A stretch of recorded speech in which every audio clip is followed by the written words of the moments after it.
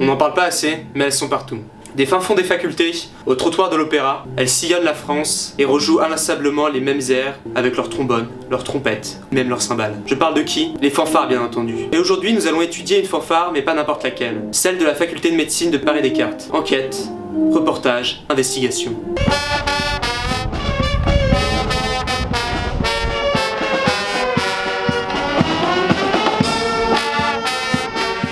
Devant ce temple de la musique qu'est l'opéra, et où se sont joués les plus grands airs, tels Carmen ou la Traviata, aujourd'hui la fanfare de Paris-Descartes nous propose son incontournable « Grosse bite pour toi salope ».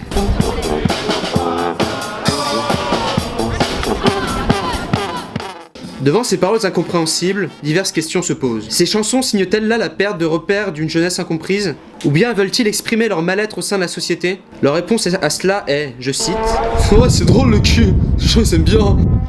Sous l'apparence d'une sympatoche bande de troubadours, se cache finalement un obscur réseau de trafiquants de drogue, prédateurs sexuels et pédophiles.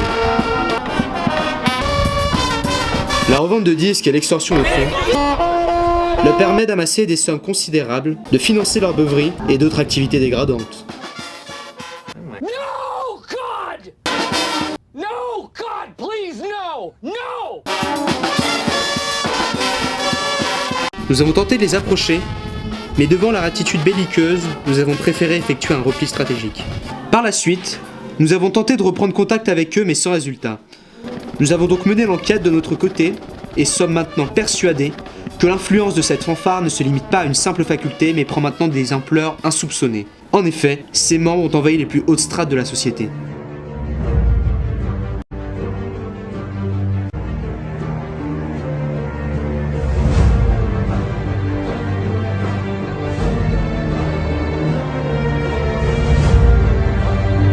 Merci Jean-Raoul Saint-Hilaire pour ce reportage. Alors, les fanfares, véritable menace ou une autre théorie du complot complètement farfelue? Merci d'avoir suivi ce numéro d'Envoyé Facial. Moi je vous dis à la semaine prochaine pour un autre reportage.